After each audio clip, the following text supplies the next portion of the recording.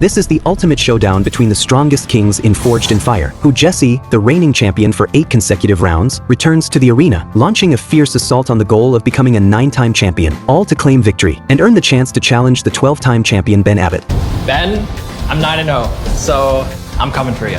Faced with such a formidable opponent, the production team would not let this opportunity slip. They decisively brought in Eric, the highly skilled champion of Season 9, to compete against him in a timed battle. The outcome of this round would decide whether he qualified to face Ben. A clash between champion and champion sent the show's entertainment value soaring to the max. After stepping onto the stage, the production team gave the choice of the forging blade type to Eric, who had only competed for a short time. After some consideration, Eric selected a Burmese Kachin knife. This blade is a secret weapon of the Burmese Kachin people, with a wide, square blade, perfect for hunting. As for the forging method, Eric chose the challenging Damascus steel-clad Sanmai laminate. Once the rules were announced, the 8-hour time challenge officially began. After 8 rounds of intense competition, who Jesse's forging skills had clearly reached a new level. Whether handling steel or stacking Damascus, his entire process was extremely proficient, and he had grown more confident and composed. Considering forging a Kachin knife was no challenge for him, he decided to raise the difficulty on his own. This time, he planned to stack a full 40 layers of Damascus steel to showcase his skill in heavy hammer stacking. He would then stretch and elongate the Damascus billet to display high-intensity twisted Damascus. Once the twisting was complete, he would cut the Damascus billet in half, clad it with high-carbon steel, and finish the Sanmai construction. On the other side, Eric's showmanship was slightly inferior, but to make his Kachin knife more distinctive, he had also designed it specially. He planned to stack Damascus steel as the core, then use 2 pieces of 80 CRV2 steel as the outer layers, and forge a Sanmai laminate through cladding and stacking. After grinding and cleaning the steel, he split it into 2 billets for stacking, operating on 2 lines simultaneously. Thanks to his simpler forging process, before long, Eric was the first to finish heating, placed the billet on the hydraulic press, and began forging and fusing it. Half an hour later, Eric's 2 billets were successfully completed. At the same time, Jesse also finished fusing his steel, ready to further stretch and elongate the billet. An hour later, both men entered the billet forging phase one after another. This nearly synchronized speed surprised the judges greatly. Next came the 8-time champion, Jesse's moment to shine. He secured the forged billet in place, then began twisting turbine Damascus. At such a young age, to master such a skilled technique, even Ben, serving as a judge, couldn't help but praise him. Seeing Jesse's first-class technique, Eric refused to be outdone. Though he couldn't match Jesse's twisting skill, he could stack more Damascus layers. After stretching his 2 billets, he cut them into 4 even pieces, stacked them again, and upgraded the billet to 48 layers of Damascus steel. When half the time had passed, Jesse had already shaped the blade, finished quenching first, and was about to make the guard and handle. On the other side, however, Eric was still grinding his knife blank because he had discovered some issues with the blade.